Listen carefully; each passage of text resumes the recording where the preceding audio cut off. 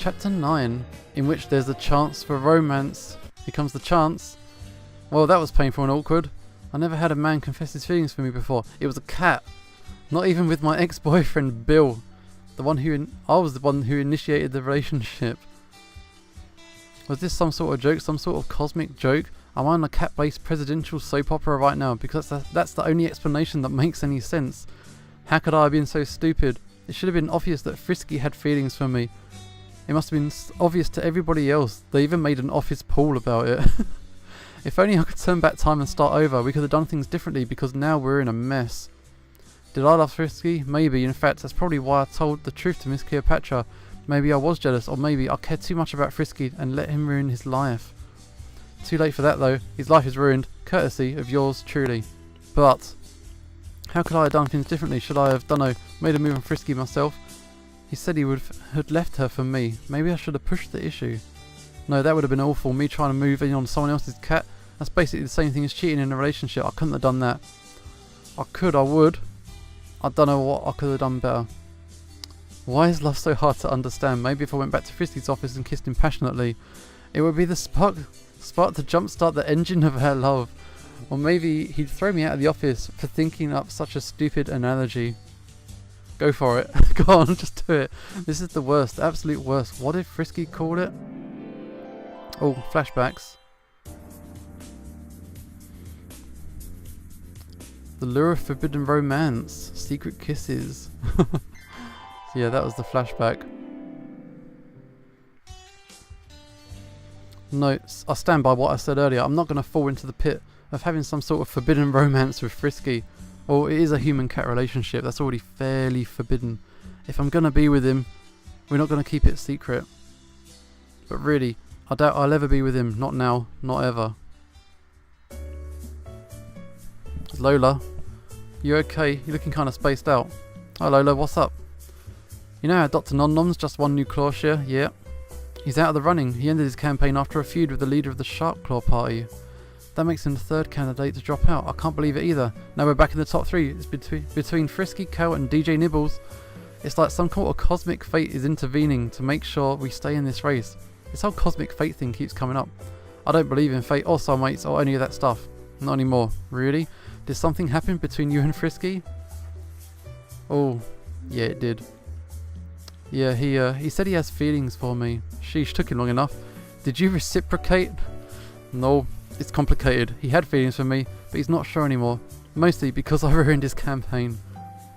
So it's over between you. It never even got started. I'm so sorry. Like I've been saying, I think you're the woman for him. You're the only one he's made actual efforts to impress. I wish I'd noticed it earlier. Maybe I did notice, because I'd sort of developed feelings for him too. Did you tell him that? He knows, trust me he knows, but it doesn't matter. Don't give up yet. Frisky's sad because his campaign's doing badly. If we can turn things around, his mood will improve and he'll give you another chance. You always say nothing can get in the way of true love, right? I never said anything like that before. Don't put words in my mouth. I know, I just made it up to make you feel better. Still hang in there. Things will work out in the end. You'll see. Yeah, thanks Lola. If I didn't have a friend like you, I would have quit the campaign long ago. Yeah, Lola's kind of cool. Like Lizzie's cool, but we've left her at home this time. On this route, Lola, she's my girl. I tried my best to ignore my feelings and get back to work. The final primary was in South Carolina, a state where Frisky had always done well. He gave speeches, he licked babies, he even volunteered at large events. His poll numbers steadily increased, but it wasn't enough. We need a final push, and then... And then what? Okay. It's DJ Nibbles, Kale, and Frisky. Welcome to the South Carolina debate. These 3 cats are the Legion Sharp-Clawed delegates. One of them will be selected as the party nominee at the national convention next week, and they will go on to the general election. Here's the scene in blue. Looks really blue to me right now. What? I love you. I love you all so very much. Please just let me roll on the floor for a bit. I really need it right now. Has DJ Nibbles lost it? Are you? Okay. It's fine. Or it will be fine. I just need to roll on the floor in this pile of catnip. Oh, sweet, sweet catnip. Is he a junkie? Is this guy on drugs? Is he on catnip right now? In the middle of the debate? I had some right before the show. They don't call it green room for nothing. Here, have some. I don't want none of you. No, my gosh, it's my favourite brand. Move on over.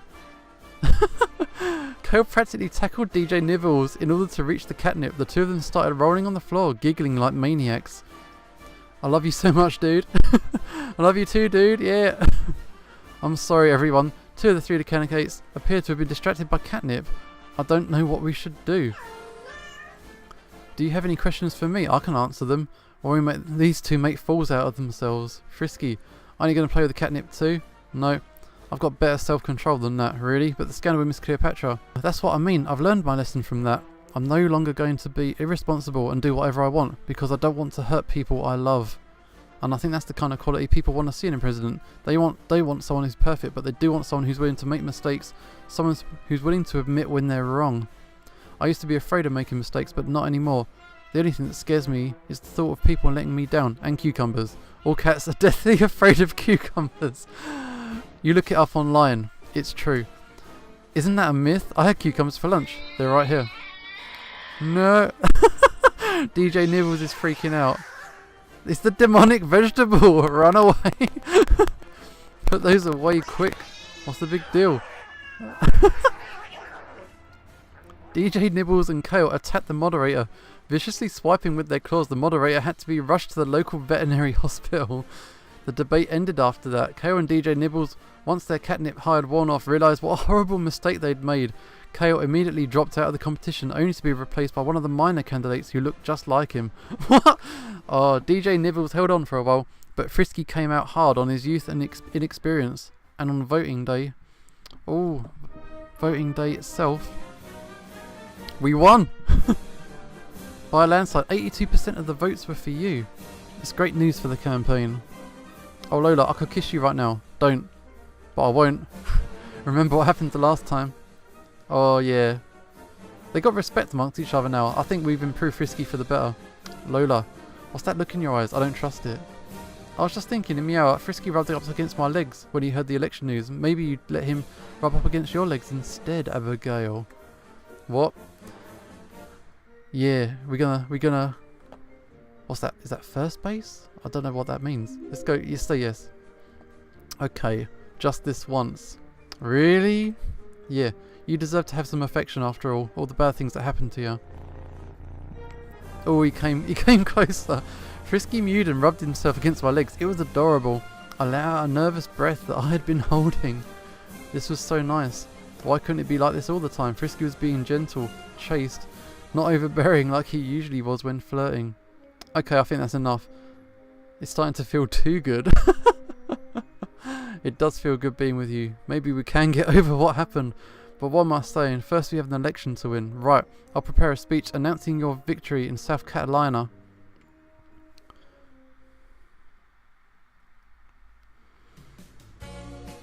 Chapter 10, in which we discover a villainous plot. Come on Frisky, you can do it. Is this the last chapter? I think there's normally 10 chapters, so maybe this is near the end. DJ Nibbles dropped out of the race due to poor polling numbers after the catnip fiasco. Frisky was the only cat left in the race with a reasonable chance of winning unless one of the minor candidates magically started polling more at the 2%. Everyone in the office was a lot happier after that. Frisky pranced around humming to himself. Lola whistled constantly.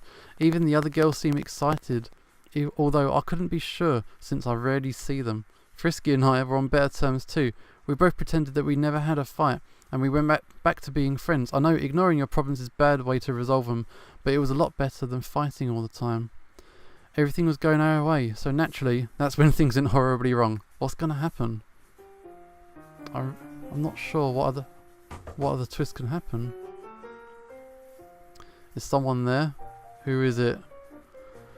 I swear, if this is Bill, I swear to God. Oh shit! Champagne! Good, you are here. What can wait, are you Champagne? Champagne, the gorgeous Persian cat? Sure to become the first Persian cat president? Yes, that's me. And you're Abigail. How do you know my name? Didn't my owner ever tell you? Tell me what? Oh, she didn't. My owner is your friend. Lizzie! Lizzie, what are you doing, girl? Lizzie owns the fancy furball nominee for president? I like to think that I own Lizzie. Odd that she never mentioned me before. She told me lots about you. Really? Like what? Oh, about you being on the Frisky campaign and all the things you've done here. You've made my job a lot easier. I should thank you. You're welcome. Now, I know you're overwhelmed by my majestic fur, but could you be a dear and summon that idiot Frisky? Do I stand my ground? I'm gonna stand up for my man. Let's do it. Frisky isn't an idiot. Frisky is no idiot. Maybe not, but he's made some pretty stupid moves over the course of the campaign. Cheating on Cleopatra. Her name's Cleopatra. Whatever. I don't care what her name is, as long as she does what she's told. She's told? Who do you think paid for her to write that big breakup song about Frisky? Me, of course. Didn't you think it was odd for an actress to dip into the music industry? But of course, no one suspected a thing, and I got away with slandering Frisky's campaign. But you played right into my paws, telling her about Frisky's misbehaviour. I was surprised. My original plan was to stop Frisky's campaign involved bribery, bribing a pair of exotic dancers, but you gave me a scandal which is even sweeter. You've been taking advantage of Frisky's scandal, duh. It's called politics. Now bring him here. Yeah, I think you should hear this. Frisky, there's someone here to see ya. Get in here. Let's sort this out. When did my office get a buzzer? Hello, my little non-Persian and therefore non-interesting competition. How does it feel to be the Sharp Claw candidate? They haven't picked me yet. It doesn't happen until the national convention. Everyone knows you're going to win. I wanted to see you before the general election starts. The way I see it, you owe me a favour for getting rid of your competition. What are you talking about? Who put the catnip on the stage in the last debate? It was me. Who blew the whistle on Thunderpaw? Me. Who exposed Dr. Nom-Noms and Rover? Me again. You ended all my competitors' campaigns. I tried to ruin all the Sharp Claw candidate campaigns, using my considerable media influence to do so, but you didn't drop out the race like you were supposed to. Why not? You were slammed in the media and polling at under 6%. I'm not the type of cat who gives up easily. You should have given up. In fact, there's still time to drop out. The nomination will go to Snail. Go to Snail or one. Oh, you should have given up. In fact, there's still time to drop out. The nomination will go to Snail or one of the other minor candidates. Who's Snail? Is that why you came here? To bully us into quitting? No, I just do it because it's fun. I actually came here to give you this. What's she giving us? This is your schedule for the general election. You're going to do everything that's on this calendar. You can't dictate my schedule. Let me see that. Looks like the schedule focuses on Clocotus, Vermont, Alasport, Wyoming. Hey, wait a second. Those are the least populated states. They have barely any votes in the Electoral College. Oh, you're asking me to throw my campaign away, am I? You're going to announce a new campaign strategy, saying you want to focus on exclusively on the forgotten states, the voters on the edges. This is... Oh... Yeah, this is some kind of political statement here. That's ridiculous. Even if all those states get together and vote in a bloc, any decision they would make would be easily overruled by New York. Really? Funny how that works out. Too bad there's no room in your schedule to visit New York. Looks like you also won't be visiting any of the battleground states. In fact, he's spending an inordinate amount of time in the states that are controlled by the fancy furballs. Well, sure, he's trying to win over voters in those states in hopes of overcoming the 90% fancy furball majority. Good luck with that. That's ridiculous. You cooked up a losing campaign strategy and you expect me to follow it? No way. Get out of my office right now. This isn't a request, this is an order. If you don't follow these instructions to the letter, I'm going to destroy your campaign. How? Seems to me that you already tried to destroy the campaign, what with Miss Cleopatra scandal, and we're still standing. That's why I've cooked up a new scandal, one with me. What? Abigail?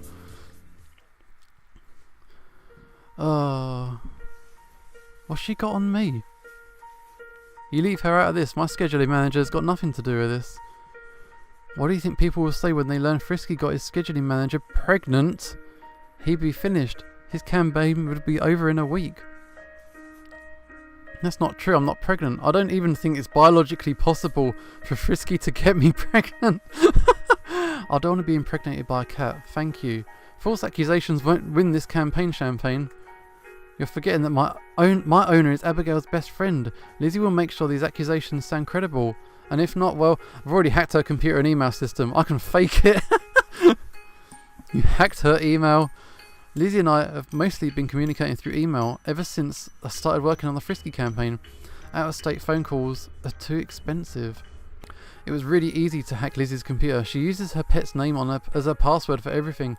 And I have to say, she's got some very interesting emails about Frisky's bad behaviour. Do you want me to read one out loud? Oh, do I want to hear all the dirty stuff? Yeah, we're invincible. Tell me. Tell me everything. Do your worst. Okay, but you won't like it. Dear Lizzie, how are you? I am fine. Not really. My boss is a total pervert. Did you know he only hires women that work at the office? That way he can ogle them all day long. I swear. He's such a sickle. I want to stop. That's enough. Don't say any more. You think I'm a pervert? That was from earlier, before I got to know the real you. I think I've proven my point, so what will it be? Will you go along with my plan, or will you resist? I held my breath as Frisky thought about it, and finally he opened his mouth. What's he gonna say? Based on your responses throughout this game, you unlocked... I cheated a couple of times, so I might have fixed it a little bit. What have we got? Good ending!